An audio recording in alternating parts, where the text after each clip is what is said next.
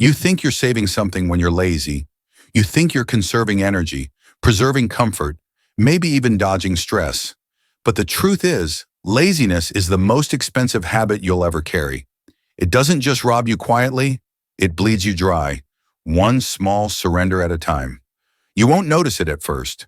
It's subtle, almost gentle. It lets you rest a little longer, delay a little more, dream without movement. But underneath, it's eating away everything you could have become. I've seen lives with brilliance rot into regret, not because of lack of talent, but because of a silent surrender to stillness. Laziness doesn't knock down your door. It whispers to you. It convinces you there's always tomorrow. But tomorrow doesn't belong to the lazy. It belongs to the ones who act, who move, who dare. I remember meeting this young man, sharp mind, full of ambition, but always stuck in neutral. He said, "I know what I need to do. I just can't get myself to do it." And all I could think was, how many dreams die that same quiet death? How many lives fade not with noise, but with delay? He wasn't battling the task. He was battling his own resistance. And resistance, when entertained long enough, becomes your master. Laziness doesn't just waste time. It rewrites your entire story. Not in chapters, but in blank pages. Every day you let it win, you pay a price. And the cost? Your potential, your momentum, your belief, your pride. Most people never calculate the cost of what they're not doing. They just feel it years later when it's too late to fix. But there's a truth most never realize. Laziness isn't some unmovable wall. It's smoke. It disappears the moment you step through it. Action doesn't require permission. It requires movement. And that movement, even if small, destroys the illusion that you need to feel ready. Readiness isn't a feeling. It's a decision made in defiance of delay. There's a rule I live by. The moment I feel hesitation creeping in, I move. 5 seconds. That's all it takes. Because if you wait too long, your mind starts feeding you all the reasons to stop. It starts protecting you from growth as if growth is something dangerous. But here's the truth. Your mind doesn't want growth. It wants comfort. And if you let it, it'll convince you that comfort is all you need, while everything you want sits on the other side of discomfort. Action is a revealer. You don't need confidence to start. You need to start to find confidence. I've seen people discover abilities they never imagined, not because they believed, but because they moved anyway. They started. And in the doing, they uncovered the strength that laziness had kept hidden. You want to kill laziness? Then manage your momentum like it's sacred. One action isn't enough. Neither is two. What matters is consistency, repetition, continuity. That's how momentum is born. And once it starts rolling, it carries you further than motivation ever could. Most people sabotage their own momentum by celebrating too soon. They pause. They reward themselves with stillness. And laziness, patient as always, slips back in through that crack. The most disciplined people I've ever known didn't wait until they were ready. They kept going when they were tired. They didn't count the cost of effort. They counted the cost of inaction. They understood that breaks are earned, not owed. You don't stop because you're tired. You stop because the job is finished. And where you place yourself, physically, mentally, emotionally, that matters. Laziness needs the right soil to grow. It feeds off clutter, distraction, indulgence, ease. If your environment makes excuses easy and action hard, you're fighting an uphill battle every day. But shift that environment, just tilt it toward productivity, and suddenly the battle starts fighting itself. I met someone who told me they'd tried everything to fight laziness, but all they were using was willpower, and willpower alone is fragile. It's like trying to light a fire with wet matches. But you change your environment. You remove the temptations, surround yourself with reminders, with drive, with urgency, and something shifts. You start creating a place where laziness feels out of place, where action becomes the natural rhythm. So no, laziness isn't just about feeling tired or needing rest. It's about decisions made quietly over time that steal the life you could have lived. It's not a rest, it's a retreat. It's not peace, it's permission to shrink. And every day you let it win, the cost grows heavier. But the moment you choose to fight back, to move, to change, to do, it starts to lose its grip. One action, one moment, one choice. That's all it takes to remind yourself. You were never meant to live on pause. There's a quiet cost that most people never see. It's not written down and it doesn't scream at you, but it's always there, ticking in the background, draining you slowly. It begins the moment you choose comfort over growth, and the first price you pay is something I call time erosion. See, people often assume that time just moves along, impartial and still. But time is ruthless. It favors the doers. It rewards the movers. And it punishes those who sit still. Time doesn't argue. It doesn't explain. It just moves. And when you choose inaction, time starts working against you. I once spoke with a man who said he was waiting for the right moment to start his business. He was convinced that timing was everything, but what he didn't realize was that while he waited, others were already building. The market was evolving. New doors were opening and then closing just as fast. Waiting wasn't neutral, it was expensive. Because time was charging him interest on his hesitation. Then there's the blindness that sets in, the kind that happens when you're standing still. Opportunities, they don't knock on your door when you're idle. They show up while you're already moving. There's a strange kind of clarity that only comes when you're in motion. It's like driving at night with just your headlights. You can't see the whole road, but you can get there, step by step. Most people want the entire map before they take the first step. They wait for certainty, for guarantees. But the truth is, the only real guarantee is that standing still costs more than failing forward ever will. Inaction doesn't just waste time, it quietly chips away at something deeper, your character. Every time you choose rest over effort, every time you delay, you're not just avoiding a task, you're shaping yourself into someone who accepts less. I remember a young man asking me how to build strong character, and I told him, it's not built in the spotlight, it's forged in the dark, one decision at a time, and every lazy choice is a crack in your foundation. But that's not all. There's something even more devastating, momentum murder. Laziness doesn't just slow you down, it stops you cold. And once you stop, restarting is a mountain. Momentum is precious.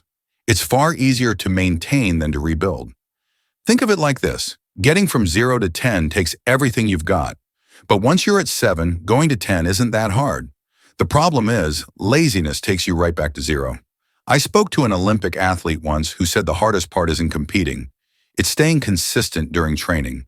Because when you skip a day, you don't just lose that day.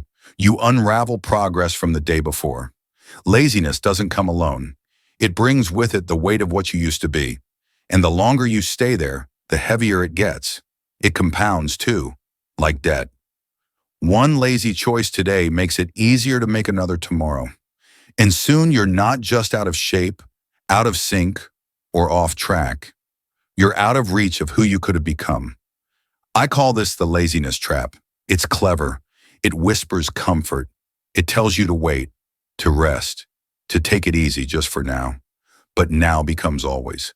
And before you realize it, you've settled into a life that no longer challenges you, no longer stretches you, no longer reflects your potential. And then there's the quietest loss of all, your dreams. They don't die in a blaze. They fade, slowly, gently. Every time you say tomorrow instead of today, you let another part of your dream slip away. I met a man once, 65 years old. He looked me in the eye and said, I don't regret failing. I regret waiting. I regret watching my dreams dissolve while I made excuses. That stayed with me, because dreams don't need protection from failure. They need protection from delay. Inaction is the slow poison that kills what could have been, and the cost continues. There's something else, potential paralysis. The tragedy of unused potential is that you never even know what you were capable of. You don't fail, you never start. I once spoke to a brilliant young woman who said people constantly told her she had potential, and I asked her, what's the value of potential that's never used? It's like having gold buried deep underground and never digging. Potential is power you never get to touch unless you act. And if you let laziness live long enough, it starts cutting into your legacy. Not just what you leave behind, but what you live for. Your legacy isn't something you create in your final years. It's being built now, in how you show up, in what you fight for, in what you choose when no one's watching. That's the true cost. Not just time, not just opportunity, not just momentum, but your very story, rewritten by every moment you chose ease over effort. And the worst part? It all feels so subtle in the moment, so harmless. But one day you wake up and you don't recognize who you've become. That's the real price of laziness, and it's far higher than anyone ever tells you. Your laziness isn't just about missed deadlines or skipped workouts. It's about every soul you were meant to touch and never did. Every life you were supposed to uplift. Every path you could have lit up by simply showing up as your best. When you choose comfort over growth, you're not just delaying your progress. You're dimming a future that could have inspired generations. There's a quiet truth no one likes to face. The choices you make every day, stacked over time, amplified by how they affect others, that's your legacy. You build it or break it every single moment. One man once told me something I'll never forget. A father, a business owner, a leader. He said, "I used to believe my laziness was mine alone, but I started to notice. My kids were watching. My team was watching. Even strangers were watching. I wasn't just being lazy. I was teaching others that mediocrity is acceptable." Then there comes a moment, a breaking point. A switch flips. You realize laziness isn't harmless. It's a thief, and it's been robbing you in broad daylight. That moment, that deep and raw decision that you will no longer allow your potential to be held hostage, that's when the revolution begins. It's personal, it's powerful, and it doesn't need applause to matter. One man looked at a decade of lost opportunities and added up the cost of his laziness. Over $1 million gone. Not just in cash, but in missed ideas, lost momentum, vanished dreams. He thought he was conserving energy. What he was really doing was bearing his future. That was his breaking point, his non-negotiable moment. But that moment alone isn't enough. It has to be followed by something fierce, a ruthless refusal to tolerate your own excuses. You can't fight what you keep forgiving. You can't rise while justifying your downfall. People often ask, isn't a little laziness okay? And the answer is simple. Don't confuse rest with retreat. Real rest is a tool, not a trap. Laziness isn't about recovery, it's about surrender. And when you build a mental space where laziness has no say, no vote, no place at the table, you begin to reclaim your life. And then comes momentum, the shift from forcing yourself to act to becoming someone who lives in action. It's no longer a struggle, it becomes who you are. Productivity isn't a chore, it's a part of your identity. There are laws that govern this shift.